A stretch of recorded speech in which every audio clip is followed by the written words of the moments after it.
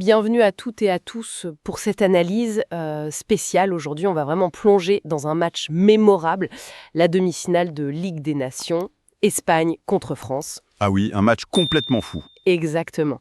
On a un compte-rendu très détaillé avec les notes des joueurs et tout. L'idée, c'est de décortiquer ce score incroyable de 5-4. 5-4 quand même. Carrément. Comprendre les moments clés, les performances individuelles et surtout comment l'Espagne a gagné malgré ce retour spectaculaire des Bleus. Un scénario de dingue, franchement. Allez, c'est parti. Alors, l'Espagne a démarré très fort. Ah ça oui. Nico Williams ouvre le score à la 22e minute. Et 3 minutes plus tard, bim, Mikel Merino, 25e. Ça fait 2-0 assez vite. Et ça juste après que la France ait touché du bois. Hein. C'est ça. Tir de Théo Hernandez sur l'équerre à la 12e, puis un arrêt sur Désiré Doué à la 17e. La France avait des occasions. Oui, mais derrière, le compte-rendu parle de laxisme défensif français. Ça s'est vu d'entrée. Oui, et Yamal avait déjà chauffé les gants de Maignan, il avait tiré juste à côté à la 5e. Clairement, ça commençait mal pour les Bleus. Absolument. Et ce qui est frappant, c'est ce contraste noté dans le rapport. Le réalisme espagnol, clinique, face à une défense française qui cherchait un peu ses marques. Konaté et Lenglet sont mentionnés comme étant en difficulté, et Yamal, lui, très en jambes, il n'a pas hésité à exploiter les failles. Et au milieu aussi, apparemment. Oui, le rapport souligne que Rabiot et Koné ont eu du mal face au trio Zubimendi-Merino-Pedri. Ils ont vraiment pris le contrôle du jeu à ce moment-là. D'accord. Et les notes des joueurs, d'ailleurs, on est sur l'échelle classique 1 à 10, j'imagine, comme souvent dans ces rapports analytiques. Oui, c'est standard habituel pour ce genre d'analyse détaillée. Bon, et malheureusement pour la France, ça ne s'arrange pas après la pause. Non, loin de là. Lamine Yamal, encore lui. Il obtient un penalty et il le transforme, 54e minute, 3-0. Et là, on se dit que c'est plié. Et même pas. À peine le temps de souffler que Pedri ajoute un 4e but. 55e minute, 4-0. Là, c'est un coup de massue terrible. Ah oui, terrible. Surtout qu'il y avait eu ce but espagnol refusé juste avant la mi-temps pour hors-jeu. Ça aurait pu être encore pire. C'est vrai, 4-0 à la 55e, c'était déjà énorme. C'est ça. Et Yamal, alors lui, noté 8,5 homme du match selon le rapport. C'est vraiment le symbole de cette domination espagnole.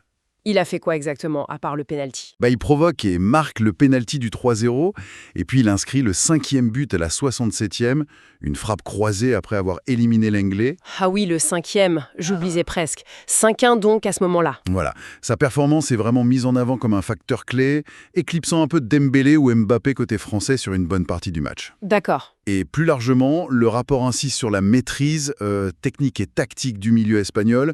Zubimendi est décrit comme excellent, Pedri très influent et buteur. Ça a été la clé pendant plus d'une heure. Et Maignan dans tout ça? 5 buts encaissés. Malgré quelques arrêts, c'est sûr que c'est une soirée cauchemardesque pour lui. 5 buts, ça pique. Mais alors, c'est là que le match devient fou. La France se réveille quand tout semble perdu. Incroyable, oui. Mbappé réduit l'écart sur penalty, 59e minute, 4-1. Bon, ça paraît encore loin. Oui, mais ça lance quelque chose.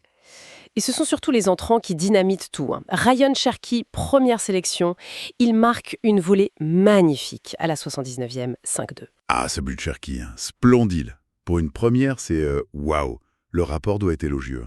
J'imagine. Un impact immédiat. Extrêmement élogieux, oui. Et ça ne s'arrête pas là. Cherki est impliqué sur les 2 buts suivants. Ah oui. D'abord, un centre de Malo Gusto, qui avait remplacé Kalulu noté très bas, 2,5. Ce centre est dévié contre son camp par Vivienne Colo, 5-3 à la 84e. D'accord, donc Cherki est dans l'action qui amène le centre. Oui, il initie ou participe à l'action. Et puis dans les arrêts de jeu, 90 plus 3e, c'est lui qui délivre la passe décisive pour la tête de Kolo Muani, 5-4.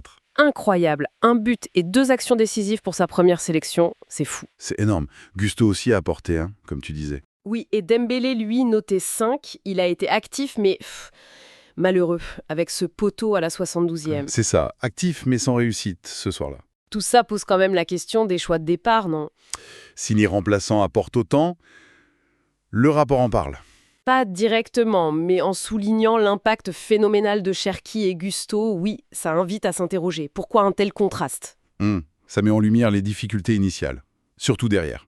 Les notes très basses de Kalulu 2,5, Konaté 2, Lenglet 2, ça parle. Même Théo Hernandez, 3,5, malgré son poteau, a souffert défensivement. Exactement. Et le milieu, on l'a dit, Rabiot 2,5, Koné 3, dominé pendant 1 heure. Ces failles du début, elles ont coûté trop cher, même avec cette remontée folle. Bon, alors si on résume cette soirée, complètement dingue. Complètement dingue. Un match spectaculaire, Lamine Yamal qui explose côté espagnol, une attaque de feu. Mais aussi une défense française aux abois pendalueurs, puis cette réaction d'orgueil incroyable, et un Cherki éblouissant pour ses débuts. Voilà, donc conséquence directe, l'Espagne file en finale contre le Portugal. C'est ça, et la France jouera pour la 3e place contre l'Allemagne. D'accord. Et peut-être une dernière réflexion que soulève un peu ce match, enfin surtout l'analyse des erreurs des deux côtés. Oui.